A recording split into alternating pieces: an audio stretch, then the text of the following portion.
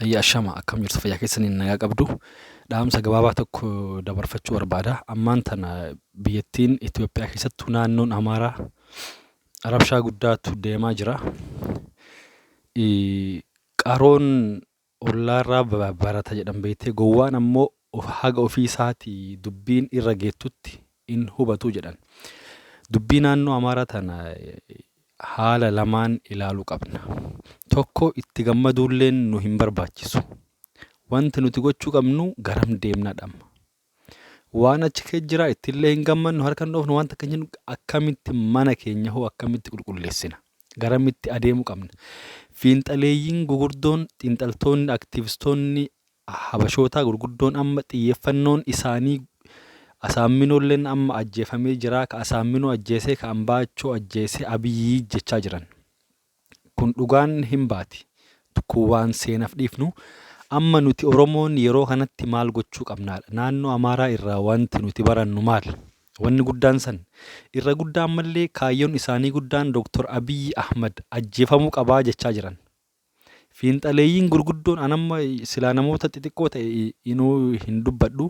Garuu namoonni gurguddoon fiinxaleeyyiin naannoo Amaaraa hundi isaanii warri Feesbuukii kana gubbaa jiran warri fooloowarii hedduu qaban warri namoota hedduu coccoosan akka achaamillee fa'aa warri jedhaman namoonni gurguddoon ka VOA akkasumas miidiyaalee gurguddaa irratti intarvii gaaffii deebii gochaa turan warri ibsa warri akkasumas xiinxala kennaa turan. Dr. Abiyyi Ahmad ajjeefnu malee nagaa hin argannudha. Kanaaf viidiyoon kun iddoo hunda gahuu qaba. Yaanni kun iddoo hunda gahuu qaba jechuu barbaada. Maaliif Dr. Abiyyi Ahmad keessattuu yeroo ammaa kana namni inni irraa of eeggachuu qabu warra habashootaati. Deemtee maali galti jedhanii allaattii buuti lafa duuti lafa jedhan. Habashoonni tun hanga fedhan abbaa fedhe haa ta'u. Deemsi isaanii jibbanna Oromooti. Haaloo kana hin baanaa jechaa jiran. Anamma sekuritiin yookaan eegumsi haalli Dr. Abiyyi keessa jiru laafaa jechuu barbaadu sun ta'in moori jabaachuu qaba. Eegdoon Dr. Abiyyi of eeggannoo guddaa gochuu qaba. Namoonni akka jarri kun nama fakkeenyaa yoo fakkeenyaa amma firri isaanii irraa ajjeefame achuma naannoo Amaaraa keessatti fira nama sanii soqanii abba shanii jahan barbaadanii ajjeesan. Uummanni Oromoo Walloo keessa jirulleen of eeggachuu qaba. Namoonni Oromoo kan naannoo Amaaraa keessa jiran of eeggannoo guddaa gochuu qabanii barattoonni keenya of eeggannoo guddaa gochuu qabanii aktivistoonni gurguddoon nuti qabnu ka biyya keessa jiran keessattuu ispeeshaalii warroonni akka Jawaar Muhammad of eeggannoo guddaa gochuu qaban. Dr. Abiyyi Ahmad of eeggannoo guddaa gochuu qaba. Namoonni isaan irraa of eeguu qaban ammoo warra habashoota kan abadan amanuun hin barbaachisu. Abadan of eeggannoon yeroo ammaa kana caalu hin jiru. Of eeggannoon nu barbaachisa. Maaliifii itti yoo kolfine bor nutti kolfama. Wanni achitti ta'e nuuf barumsa guddaa ta'uu qaba. Naannoon nuti ammoo yeroo kanatti garaagarummaa siyaasaa waan kamiyyuu of jedduudha haqnee yeroo nuti itti tokkoomne diina fuuldura dhaabbannu amma. Xiyyeeffannoon itti aanu jarri tun warra wal ijaare. Asaaminoo Tsiggee Dr. Ambaachoo ajjeesee masaraa mootummaa Bahardaar keessaa baafachuunu qaama mootummaa san keessayyuu hangam takka namoonni isa deeggaran qaamni warra abiin hundi isaanii sooshaal miidiyaa gubbatti arguu jirra waan isaan ittiin deeman. Kanaaf xiyyeeffannoon isaanii ka itti aanu naannawa akka Kamisee Walloo akkasumas naannawoota Oromiyaa waan ta'uuf uummanni Oromoo guutumaan guututti of eeggannoo cimaa of eeggannoo guddaa gochuutu irraa eeggama. Poolisoota naannoo Oromiyaa bira dhaabbachuu qabna. Uummanni Oromoo dhaabboliin Oromoo hundi isaanii yeroo nuti tokkummaan Oromiyaa eegnu amma. Tokkummaadhaan yeroo nuti Oromiyaa eegnu barattoonni keenya of eeggannoo guddaa gochuudha qabdan.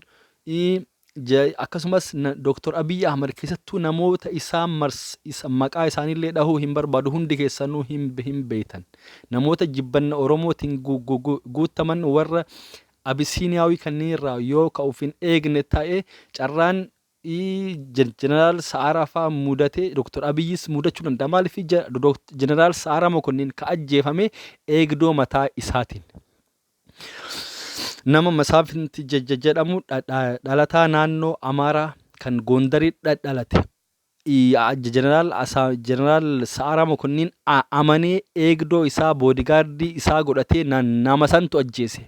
Kaayyoon isaanii guddaan achiin mootummaa naannoo Amaaraa ajjeesanii achi booda naannoo Amaaraa erga qabataniin booda raayyaa ittisa biyyaa jidduutti garaagarummaa uumanii biyyattii jeeqanii adeemsi isaanii kan itti aanu gara Dr. Abiyyi ture. Kanaaf of eeggannoo guddaatu barbaachisaa. Oromoon waan kana ija xiinxalaatiin ilaaluu barbaachisaa. Yeroo ammaa kanatti ammoo keessattuu bulchiinsa Dr. Abiyyi bira dhaabbachuun filannoo osoo hin taane dirqama carraa biraa hin qabdan hundi keessanuu warri yaada biraa qabdanis ilaalcha siyaasaa waan garaagaraa qabaachuu dandeenya. Yeroo kanatti ammoo aggaammii Oromummaa irratti godhame kana fashaleessuu qabna.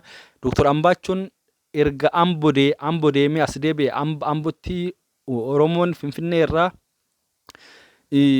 bu'aa addaa qaba yaada jedhu erga inni kaasee booda kaampeenii irratti gochuu ka'ee galanii. Kanaaf akkasumas Sa'aaraa Mokonnin waan Dr. Abiyyi wajjin dhaabbateef ajjeefamee kaayyoon isaanii guddaan Oromummaa irratti Oromummaa balleessuudha. Kanaaf yeroo Oromummaan nutti dhufan akkuma duraan baratame akkuma gochaa jirru kana tokkummaan keenya cimee lafa irrattis sooshaal miidiyaa gubbaa irrattis uummanni keenya dammaqinaan of eeggannoo guddaa gochuu qaba. Hayyoonni keenya sirriitti of eeggannoo gochuu qaban. Warroonni biyya keessa jiran warroonni iddoo hunda jirtan kaaba kibba biyya alaa namoonni iddoo hunda jirtan dhaamsi isin dabarsuu qabdan tokkummaa Oromoon yeroo kamuu caala yeroo inni tokkummaan dhaabbatee bulchiinsa Dr. Abiyyi kana akka inni cehu shira irratti wanni amma deemaa jiru kun waan guddaadha. Kanaaf of eeggannoon nu barbaachisa. Galatooma ulfaadhaa of eeggannootu nu barbaachisa. Keessattuu Dr. Abiyyi warroota isaan marsee jiru. Kanaaf jarreen tanniin irraa of eeguu qaba. Yoo danda'e of jalaa kaasuudha. Jarattiin jaruma ilmoon bofaa bofuma. Of eeggannoo guddaatu barbaachisa jechuudha. Bulchiinsa Dr. Abiyyi uummata Oromoo guutuu jechuudha. Kanaaf of eeggannoo nu barbaachisa. Galatooma ulfaadhaa.